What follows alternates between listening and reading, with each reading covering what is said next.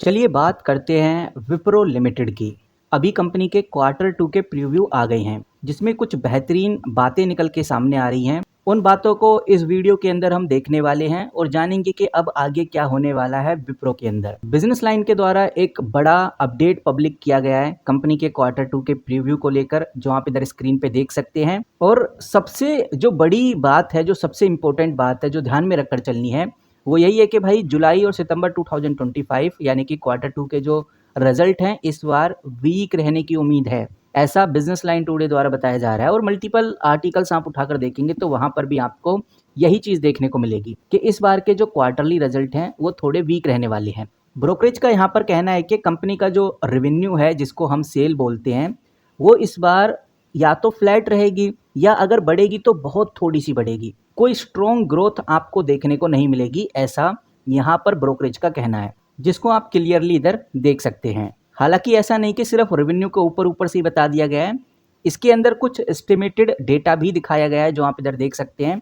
यहाँ पर अगर हम रेवेन्यू को देखें तो साफ नजर आता है कि इस बार का जो रेवेन्यू है वो लगभग 22,301 करोड़ से लेकर 22,670 करोड़ तक देखने को मिलेगा, इसी के आसपास देखने को मिलेगा। और ये क्वार्टर ऑन क्वार्टर वाइज लगभग 2.0% या फिर 2.6% ही ज़्यादा है। और ईयर ऑन ईयर वाइज देखें तो लगभग 1.2% या 1.8% ज़्यादा है। ये मैं रेवेन्यू की बात कर रहा हूँ और रेवेन्यू आ सकता है इसके बिटवीन में, तो बहुत ज़्यादा ग्रोथ नहीं है सेल में इस बार। अगर हम प्रॉफिट की बात करें, यानी प्रॉफिट आफ्टर टैक्स की, जिसको पीएटी भी बोलते हैं, तो पीएटी का भी इधर डेटा आ चुका है और बताया जा रहा है कि भाई जो पीएटी है 3,176 करोड़ से 3,340 करोड़ के बिटवीन में रहने वाला है। और ये जो प्रॉफिट आफ्टर टैक्स है ये क्वार्टर ऑन क्वार्टर वाइज लगभग 4.2% डिक्रीज होगा, 4.2% से लेकर 4.6% तक डिक्रीज होने वाला है। और ईयर ऑन ईयर वाइज देखें तो 0.6% से लेकर 1% तक का डिप हमें देखने को मिलेगा। तो कहने का मतलब ये है कि कंपनी का रेवेन्यू तो क्वार्टर ऑन क्वार्टर वाइज या ईयर ऑन ईयर वाइज हमें हल्का सा इंक्रीज होता हुआ नजर आएगा, लेकिन प्रॉफिट में कोई खास हमें ग्रोथ देखने को नहीं मिलेगी, बल्कि डाउनफॉल ही देखने को मिलेगा। इसके पीछे बड़े रीजन हैं, इसके पीछे कंपनी के कुछ बिजनेस चैलेंजेस हैं जो कि हमें इसी अपडेट के अंदर देखने को मिल रहे हैं। बताया ये जा रहा है कि भाई जो विप्रो है, विप्रो का एक बड़ा बिजनेस हुआ करता था जिसको हम कैपको बिजनेस बोलते हैं। विप्रो का कैपको बिजनेस एक फाइनेंशियल कंसल्टेंसी बिजनेस था और जो रिटेल सेक्टर का जो बिजनेस है वहाँ पर डिमांड काफ़ी वीक चल रही है। इस वजह से कंपनी का जो रेवेन्यू है वो कंसिस्ट करेंसी में नहीं आया, थोड़ा सा डिक्लाइन हुआ। यूएसडी टर्म्स के अंदर ये काफ़ी फ्लैट देखने को मिला, थोड़ा नेगेटिव ग्रोथ भी देखने को मिली। यहाँ पर कुछ एनालिस्ट अपना बड़ा स्टेटमेंट देते हुए नजर आए। कुछ एनालिस्ट का कहना यह है कि विप्रो को रिवाइज करके लोअर एंड 0% तक कर सकती है, मतलब कि अब ग्रोथ भी नहीं होगी पर गिरावट भी नहीं होगी। इस तरह का कंजर्वेटिव आउटलुक विप्रो अभी रख सकती है।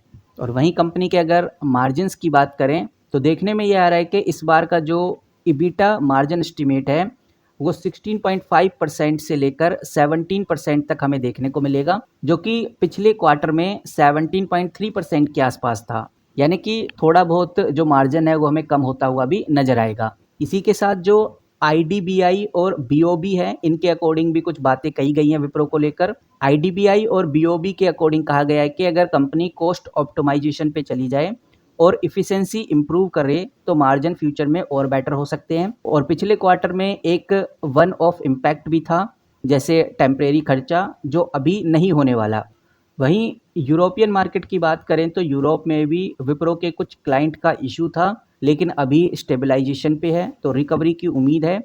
यानी कि यूरोप से मार्केट में अब धीरे धीरे ग्रोथ आनी शुरू हो सकती है, विप्रो में धीरे धीरे ग्रोथ देखने को हमें मिलने वाली है। बाकी अगर कंपनी के हायरिंग की बात करें तो ये भी एक बड़ा मुद्दा बन चुका है, जब से H1B वीज़ा को लेकर हमें इम्पैक्ट देखने को मिले हैं। ट्रंप की पॉलिसी की वजह से H1B वीज़ा काफ़ी ज़्यादा महंगा हो गया है। सितंबर 2025 में ही डोनाल्ड ट्रंप ने एक नया रूल बनाया है, जिसके तहत यूएस में जितने भी नए H1B वीज़ा बनेंगे उसके लिए लगभग $1 लाख पे करने पड़ते हैं एक टाइम के लिए। और इससे इंडियन आईटी कंपनीज के ऊपर बड़ा इम्पैक्ट पड़ रहा है, लेकिन विप्रो के ऊपर अभी कम इम्पैक्ट है, ऐसा कंपनी के मैनेजिंग डायरेक्टर ने खुद बोला है। अगर हिस्टोरिकल डेटा उठाकर देखें तो कंपनी कहती है कि हमने उस टाइम हमारे पास लगभग 77,000 से भी ज़्यादा H1 वीज़ा हुआ करते थे, अगर हम 2009 से लेकर 2025 तक का डेटा उठाकर देखें तो। लेकिन अभी फाइनल ईयर 2025 के हिसाब से अगर डेटा उठाकर देखें तो सिर्फ 1523 वीज़ा ही बचे हैं। मतलब कंपनी ने अब यूएस वीज़ा डिपेंडेंसी बहुत कम कर दी है, जो कि एक बहुत अच्छा सिग्नल है।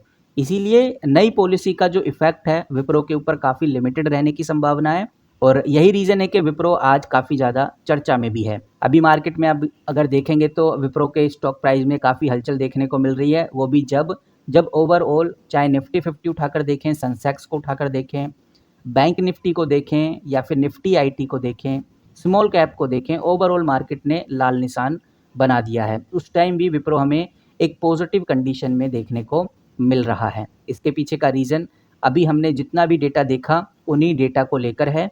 कोई ज़्यादा ऐसी एक्सपेक्टेशन ना करें कि कंपनी बहुत अच्छा रिजल्ट देगी, और ये चीज़ मैं आपको ऑफिशियली बता रहा हूँ। बिजनेस लाइन का ये आर्टिकल है जो कि पब्लिश किया गया था कंपनी के क्वार्टर 2 के रिजल्ट के प्रीव्यू के नाम पर। ये अपडेट आई थी 14 अक्टूबर 2025 को, और कल यानी कि और परसों यानी कि 16 अक्टूबर को कंपनी के क्वार्टरली रिजल्ट आपको अपनी स्क्रीन पे देखने को मिल जाएंगे।